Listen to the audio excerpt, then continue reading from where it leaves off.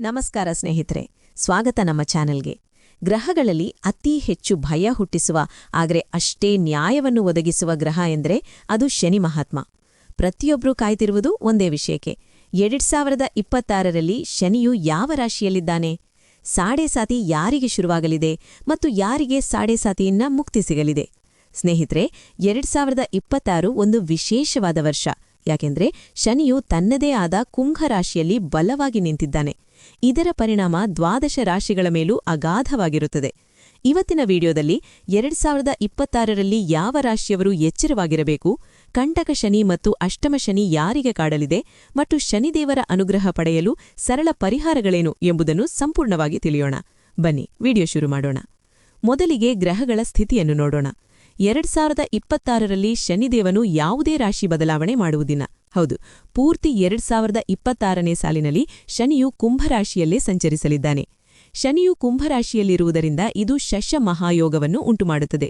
ಇದು ಶನಿಗೆ ಸ್ವಕ್ಷೇತ್ರ ಮತ್ತು ಮೂಲ ತ್ರಿಕೋಣ ಮನೆ. ಹಾಗಾಗಿ ಶನಿ ಇಲ್ಲಿ ಬಲಶಾಲಿಯಾಗಿರುತ್ತಾನೆ. ಆದರೆ ಶನಿ ಬಲಶಾಲಿಯಾಗಿದ್ರೂ ಕೆಲವು ರಾಶಿಗಳಿಗೆ ಅವನು ನೀಡುವ ಪರೀಕ್ಷೆಗಳು ಕಠಿಣವಾಗಿರುತ್ತವೆ. ಹಾಗಾದರೆ ಸಾಡೆ ಸಾತಿ ಯಾರಿಗೆ ನಡೆಯುತ್ತಿದೆ ನೋಡೋಣ. 2026ರಲ್ಲಿ ಪ್ರಮುಖವಾಗಿ ಈ 3 ರಾಶಿಯವರಿಗೆ ಸಾಡೆ ಸಾತಿ ಪ್ರಭಾವ ಇರುತ್ತದೆ. 1. ಮಕರ ರಾಶಿ. ಮಕರ ರಾಶಿಯವರಿಗೆ ಇದು ಸಾಡೆ ಸಾತಿಯ ಅಂತ್ಯಭಾಗ ಅಥವಾ ಇಳಿಯುವ ಶನಿ. ಕಳೆದ 5-6 ವರ್ಷಗಳಿಂದ ನೀವು ಪಟ್ಟ ಕಷ್ಟಕ್ಕೆ ಈಗ ಸ್ವಲ್ಪ ಪರಿಹಾರ ಸಿಗುವ ಸಮಯ. ಆದರೂ ಶನಿ ಹೋಗುವಾಗ ಕಾಲಿಗೆ ಪೆಟ್ಟು ಮಾಡುವ ಸಾಧ್ಯತೆ ಇರುತ್ತದೆ.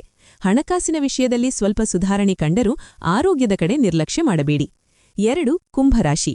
ಕುಂಭರಾಶಿಯವರಿಗೆ ಇದು ಸಾಡೆ ಸಾತಿಯ 2ನೇ ಹಂತ ಅಥವಾ ಜನ್ಮಶನಿ. ಶನಿ ನಿಮ್ಮ ರಾಶಿಯಲ್ಲೇ ಇದ್ದಾನೆ. ಮಾನಸಿಕ ಒತ್ತಡ ವಿಪರೀತವಾಗಿರುತ್ತದೆ. ಕೆಲಸದಲ್ಲಿ ಅತಿಯಾದ ಜವಾಬ್ದಾರಿ, ಕುಟುಂಬದಲ್ಲಿ ಕಲಹ ಉಂಟಾಗಬಹುದು. ಆದರೆ ಶನಿ ಸ್ವಕ್ಷೇತ್ರದಲ್ಲಿ ಇರುವುದರಿಂದ ಕಷ್ಟಪಟ್ಟವರಿಗೆ ತಕ್ಕ ಪ್ರತಿಫಲವನ್ನೂ ನೀಡುತ್ತಾನೆ. ಶ್ರಮಕ್ಕೆ ತಕ್ಕ ಫಲ ಸಿಗಲಿದೆ. 3. ಮೀನರಾಶಿ. ಮೀನರಾಶಿಯವರಿಗೆ ಇದು ಸಾಡೆ ಸಾತಿಯ ಮೊದಲನೇ ಹಂತ ಅಥವಾ ವಿರಯ ಶನಿ. ಅನಾವಶ್ಯಕ ಖರ್ಚುಗಳು ಹೆಚ್ಚಾಗುತ್ತವೆ. ಇಲ್ಲಸಲ್ಲದ ಆರೋಪಗಳು ನಿಮ್ಮ ಮೇಲೆ ಬರಬಹುದು. ಕೋರ್ಟು ಕಚೇರಿ ಅಲೆದಾಟ ಸಾಧ್ಯತೆಯಿದೆ. 2026ರಲ್ಲಿ ಮೀನರಾಶಿಯವರು ಪ್ರತಿ ಹೆಜ್ಜೆಯನ್ನು ಎಚ್ಚರಿಕೆಯಿಂದ ಇಡಬೇಕು. ಸಾಡೆ ಸಾತಿ ಮಾತ್ರವಲ್ಲ, ಶನಿಯು 4 ಮತ್ತು 8ನೇ ಮನೆಯಲ್ಲಿದ್ದರೆ ಅದನ್ನು ಅಷ್ಟಮ ಶನಿ ಮತ್ತು ಅರ್ಧಾಷ್ಟಮ ಶನಿ ಎನ್ನುತ್ತೇವೆ. 2026ರಲ್ಲಿ ಈ ಪ್ರಭಾವ ಯಾರಿಗಿದೆ ಗೊತ್ತಾ? ಕರ್ಕಾಟಕ ರಾಶಿ. ನಿಮಗೆ ಅಷ್ಟಮ ಶನಿ ಒಲಿಯುತ್ತಿದೆ. ಇದು ಸ್ವಲ್ಪ ಕಷ್ಟದ ಸಮಯ. ಆರೋಗ್ಯದಲ್ಲಿ ಏರುಪೇರು, ವಾಹನ ಚಾಲನೆಯಲ್ಲಿ ಅಪಘಾತ ಭಯ ಮತ್ತು ಕೆಲಸದಲ್ಲಿ ಅವಮಾನಗಳು ಎದುರಾಗಬಹುದು. ಯಾರನ್ನೂ ಅತಿಯಾಗಿ ನಂಬಬೇಡಿ. ವೃಶ್ಚಿಕ ರಾಶಿ. ನಿಮಗೆ ಅರ್ಧಾಷ್ಟಮ ಶನಿ. ಮನೆಯ ವಾತಾವರಣದಲ್ಲಿ ಅಶಾಂತಿ, ತಾಯಿಯ ಆರೋಗ್ಯದಲ್ಲಿ ಸಮಸ್ಯೆ ಅಥವಾ ಆಸ್ತಿ ವಿಚಾರದಲ್ಲಿ ಗೊಂದಲಗಳು ಉಂಟಾಗಬಹುದು. ವಿದ್ಯಾರ್ಥಿಗಳಿಗೆ ಓದಿನಲ್ಲಿ ಏಕಾಗ್ರತೆ ಕಡಿಮೆಯಾಗಬಹುದು. ಕಷ್ಟಗಳ ಬಗ್ಗೆ ಮಾತನಾಡಿದ್ದು ಆಯ್ತು. ಈಗ ಸಿಹಿ ಸುದ್ದಿ ಯಾರಿಗೆ ಎಂದು ನೋಡೋಣ. 2026ರಲ್ಲಿ ಶನಿಯ ಕೃಪೆಗೆ ಪಾತ್ರವಾಗುವ ರಾಶಿಗಳು ಇವು. 1. ಮೇಷರಾಶಿ. ಶನಿ ಲಾಭಸ್ಥಾನದಲ್ಲಿದ್ದಾನೆ. ಅನಿರೀಕ್ಷಿತ ಧನಲಾಭ, ಹೊಸ ಬಿಸಿನೆಸ್ ಅವಕಾಶಗಳು ಸಿಗಲಿವೆ. 2. ವೃಷಭರಾಶಿ. ಕರ್ಮಸ್ಥಾನದಲ್ಲಿ ಶನಿ ಇರುವುದರಿಂದ ಕೆಲಸದಲ್ಲಿ ಬಡ್ತಿ ಗ್ಯಾರಂಟಿ.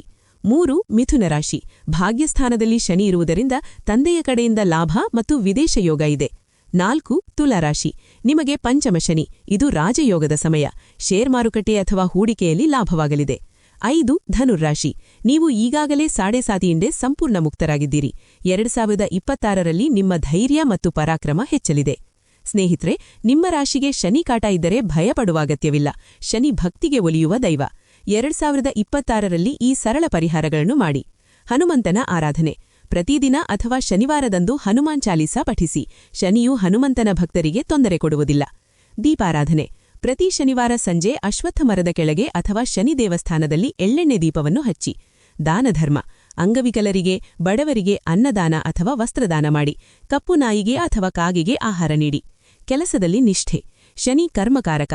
ನಿಮ್ಮ ಕೆಲಸದಲ್ಲಿ ಮೋಸ ಮಾಡಬೇಡಿ, ಲಂಚ ತೆಗೆದುಕೊಳ್ಳಬೇಡಿ. ನಿಷ್ಠೆಯಿಂದ ಕೆಲಸ ಮಾಡುವವರನ್ನು ಶನಿ ಸದಾ ಕಾಯುತ್ತಾನೆ. ನೆನಪಿರಿ ಸ್ನೇಹಿತರೆ, ಗ್ರಹಗಳ ಸಂಚಾರ ಎಷ್ಟೇ ಕಠಿಣವಾಗಿದ್ರೂ ನಮ್ಮ ಪ್ರಯತ್ನ ಮತ್ತು ದೇವರ ಮೇಲಿನ ನಂಬಿಕೆ ನಮ್ಮನ್ನು ಕಾಪಾಡುತ್ತದೆ. 2026ರಲ್ಲಿ ಎಲ್ಲರಿಗೂ ಒಳ್ಳೆಯದಾಗಲಿ ಎಂದು ಆಶಿಸೋಣ.